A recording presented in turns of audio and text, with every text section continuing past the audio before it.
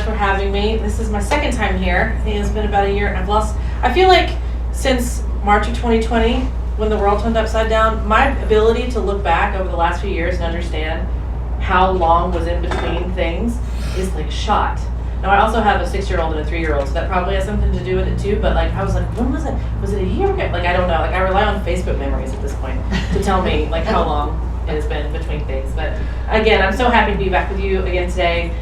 It's about an hour-long drive from Nashville for me to be here, which gives me I spoke of my small children, nice meditative time in the car, which also honestly I look forward to. And so I come to you with a bright spirit and just a lot of gratitude.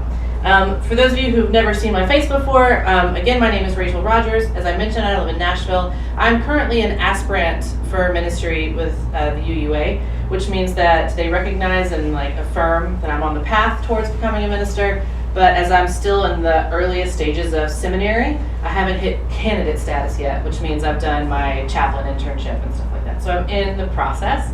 I'm a member of First UU in Nashville, Tennessee, where I serve on the board there as well. So I'm just all over the place doing new things.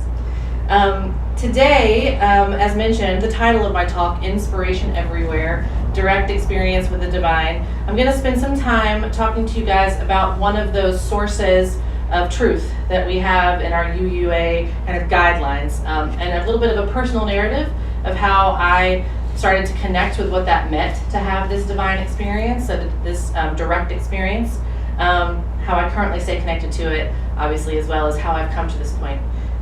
So I'll start by saying that as it stands currently, today, at the end of each day, I have a practice. Typically once I've gotten in bed, the kids are down, the dog's been pushed to the foot of the bed, and everything is settled, where I try to daily have a practice of scanning through the details of my day and doing what I can to highlight during that day, not just the high points and the low points, but the parts of my day where I experienced a moment of awe or felt a sense of mystery.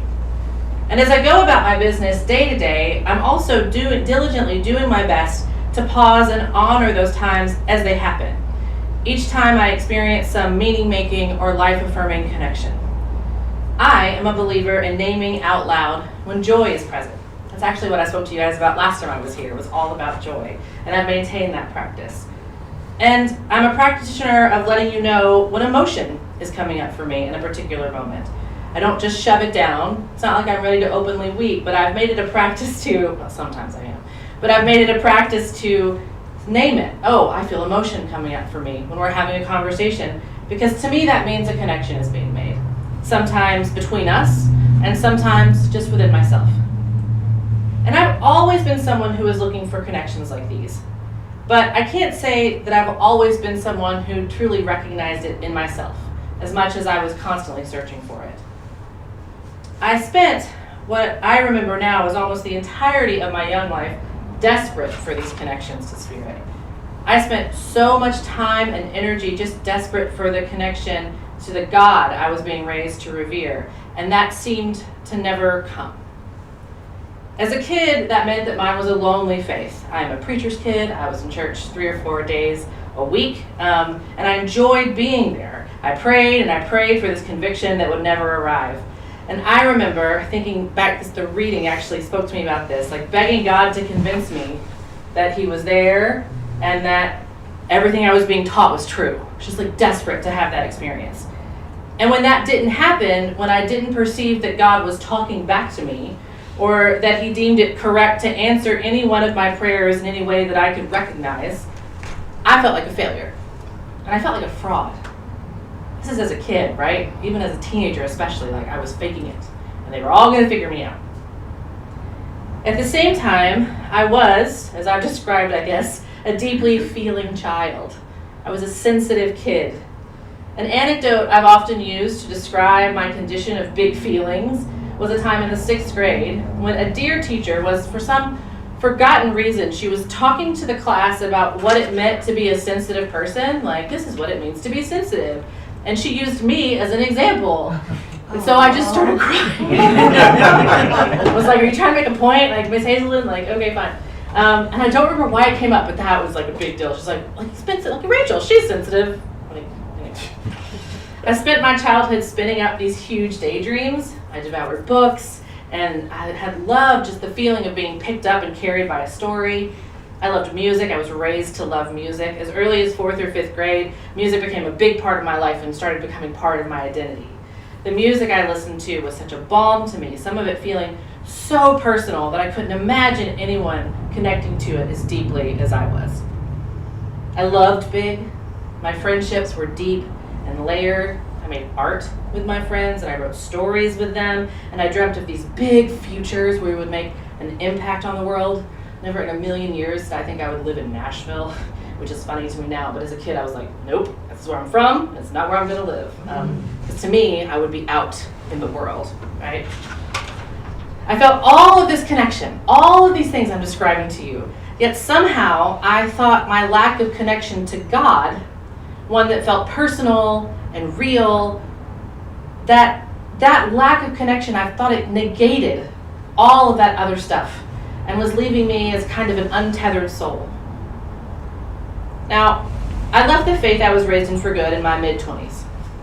With that choice, I also threw the baby of spirituality out in general, along with the bathwater of that conservative brand of Christianity that I was raised in. Like so many before me, maybe even some of you, I spent a fair number of years believing that spirituality was a sham. Like that was the language that I used. At my most angry, I labeled it as a crutch. I had prayed and prayed for God to show up and show himself to me, and he never did. So I was done, and I was happy about that. I was firmly planted in the real world. I had no time for religion. None. Anyway, I don't know. Obviously I was running hard because it was always going to come back and find me. David Dark is a writer and teacher living in Nashville. He's an assistant professor in the College of Theology at Belmont. He has a book. It's a wonderful book called Life's Too Short to Pretend You're Not Religious. And he summed up my condition during that period of my life in his opening chapter. He writes, "Many among us feel so damaged by the spiritual abuse of our upbringing, so embarrassed by the strange and outrageous things we only recently believed so fervently, that the word religion serves wonderfully well for drawing a line between brainwash and rational thought."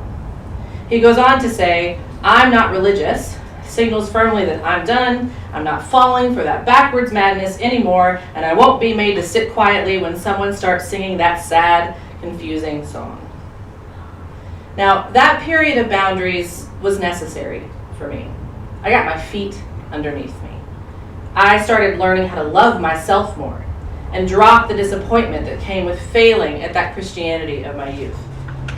And as we all know clearly, I found religion again in a fairly big way, and I'm thankful for that every single day, and for this religion, this Unitarian Universalism.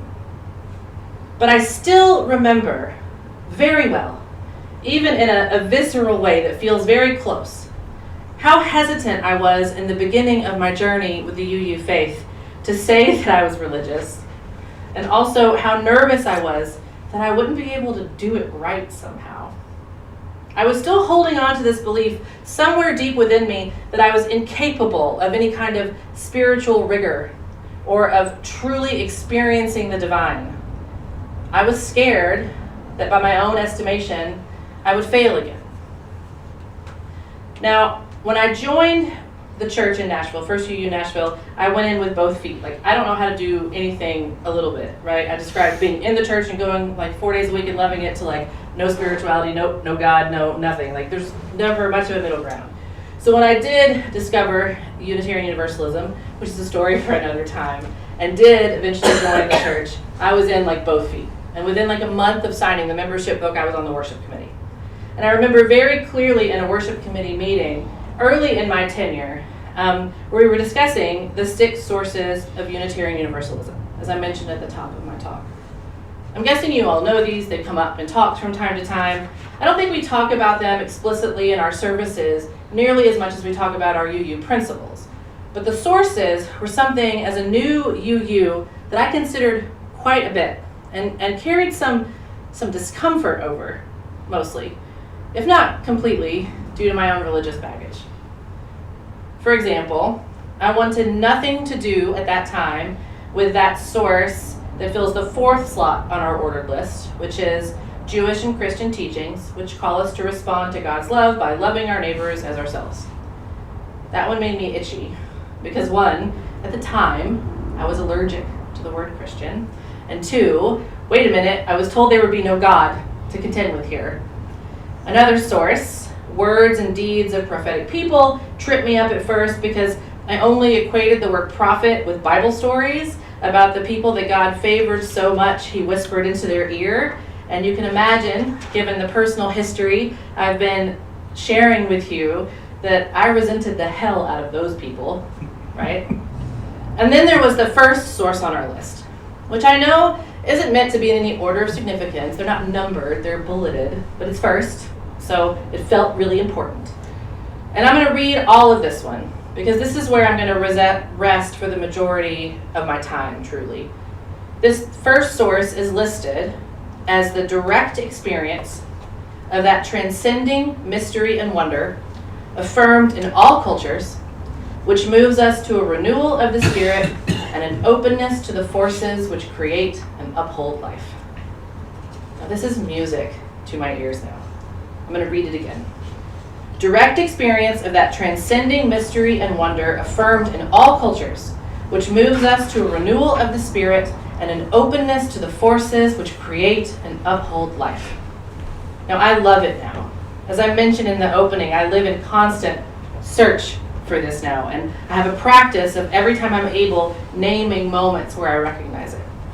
But back then, as a baby you, carrying what I now lovingly refer to as religious trauma, and wearing these blinders to the truth of my own divinity, I found this source, this direct experience source, as like it was staring at me. It was like a brick wall with no door. Like I didn't know how to penetrate that or like bust through it like the Kool-Aid man. I didn't know how to get to the other side.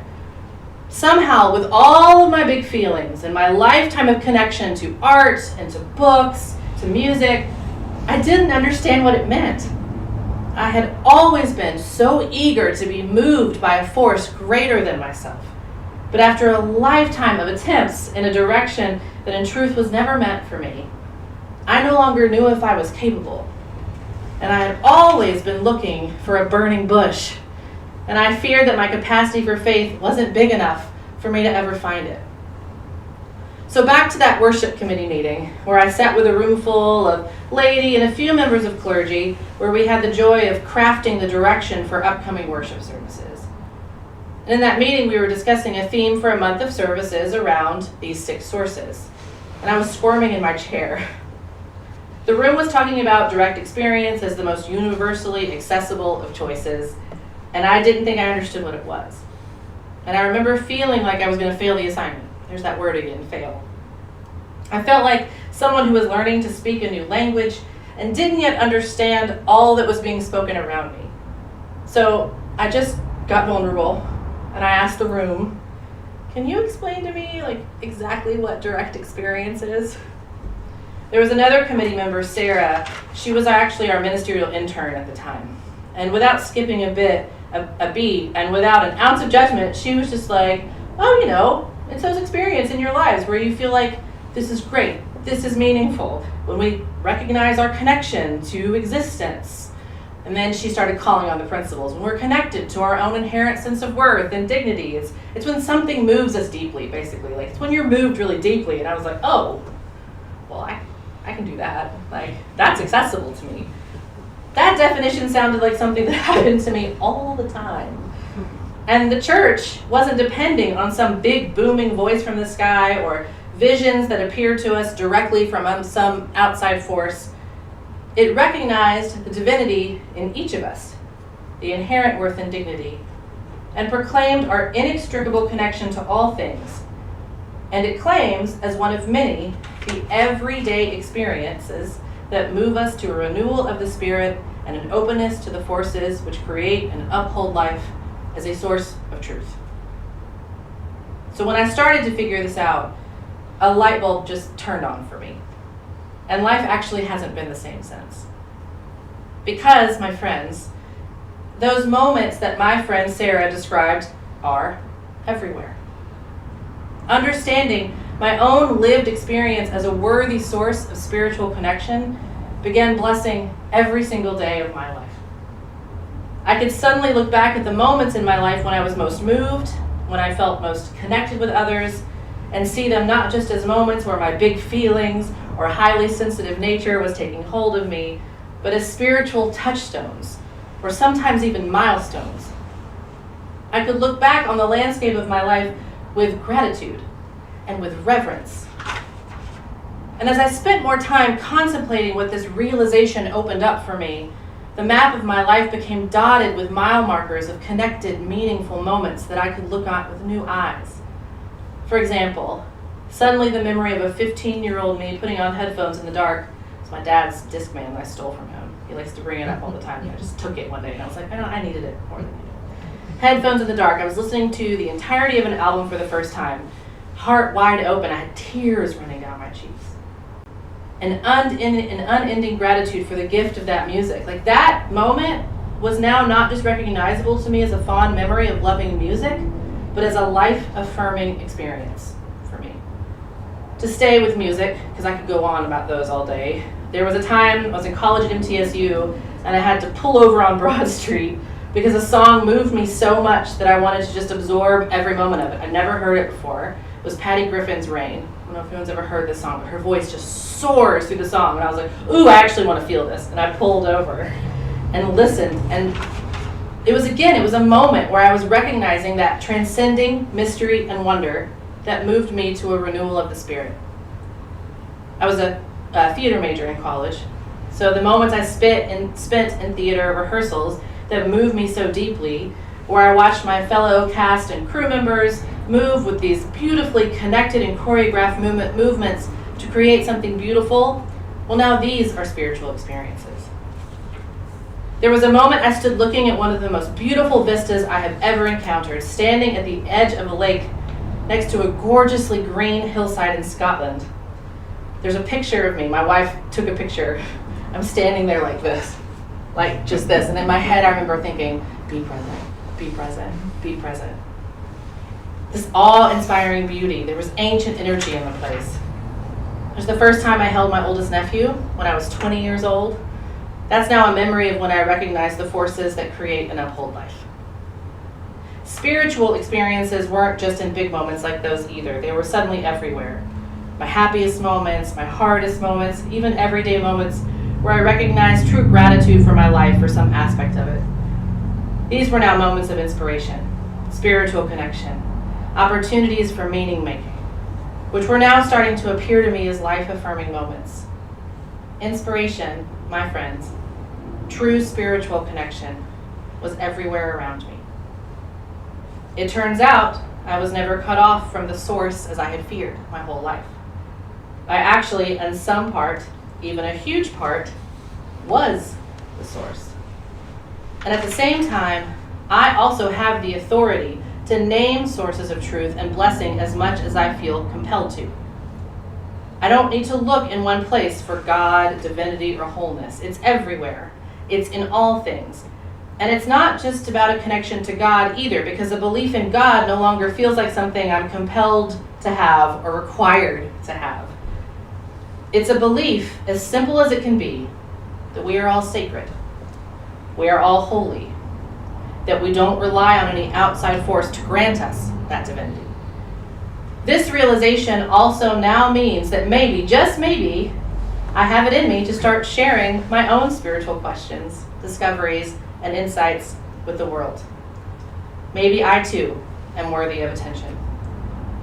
To put it another way, I'll go back to David Dark, who wrote, we are, each of us, libraries full of experiences, sensations, words spoken for and against us, memories of joy and trauma, inexplicable scenes and unresolved stories. What insight might await us when we attempt to articulate it a little? This newfound spiritual literacy also gave me the ability to start looking at the art I loved with new eyes.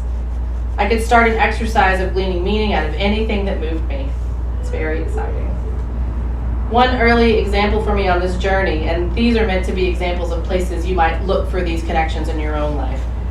One early example for me on this journey was the discovery of a podcast. This was around 2016 or so that I found it, called Harry Potter and the Sacred Text. I don't know if anyone's ever heard of this one. These two, they were in divinity school at Harvard Divinity School, and they started a podcast where they went through every single Harry Potter book, chapter by chapter by chapter, and reread them as if they were sacred text to extract lessons and spiritual teachings from them. It was a lighthearted, joyful exercise for both of them and their listeners. And there was a playfulness to it that was as meaningful as it was novel. They didn't just love these books. To them, these books and what they had learned from them were sacred. There was a sermon I heard at my home congregation that was Star Wars themed. While on the surface it seemed playful, and I was like, is this church? Like, is this really church? As I dug deeper and thought about it more, they were truly asking deep theological questions about the nature of the universe and our connections to everyone and everything. The Force was very real to me that day, and it was a source of direct experience. There was a concert in Chicago where I laid in the grass and listened to one of my favorite records played live, and it's not just a concert to me anymore, y'all, it's church. Inspiration is everywhere now. It's not just inspiration, really, it's spirit. And I may not have the God of my youth to claim connection to, nor am I even looking for it, because the spirit of life and love that I now do pray to is very real to me. It swirls through me and sweeps through everything in my life. I no longer feel a desperate longing for connection because I have learned that I am inherently connected. All I had to do was make the choice to recognize it. My hope for all of you today is that you leave here curious and excited to name these sources in your own life. And that if you aren't in the practice of doing so already, that your spiritual life comes a little bit more alive as you make the effort to name what is life-affirming and recognize the forces, both internal and external, that help you make meaning in your precious lives. I also encourage you to share those things with each other, recognizing that sources through spiritual awakening and enlivening are everywhere, and that sharing those sources with each other is a love language all its own. And while we will all experience periods of our lives where we feel disconnected, at least in part, we have so many varied paths back to connection. We don't have to rely on just one path. We have many. As I come to my close, I also want to say that this entire exercise could be named as a simple gratitude practice, if that's an accessible door into these recognitions for you. And that type of practice is just as much a source of spiritual strength as anything else. To pay attention to what sparks and strengthens our spirit is to be grateful. So may we all pay attention. May we all recognize our own inherent worth, dignity, and divinity.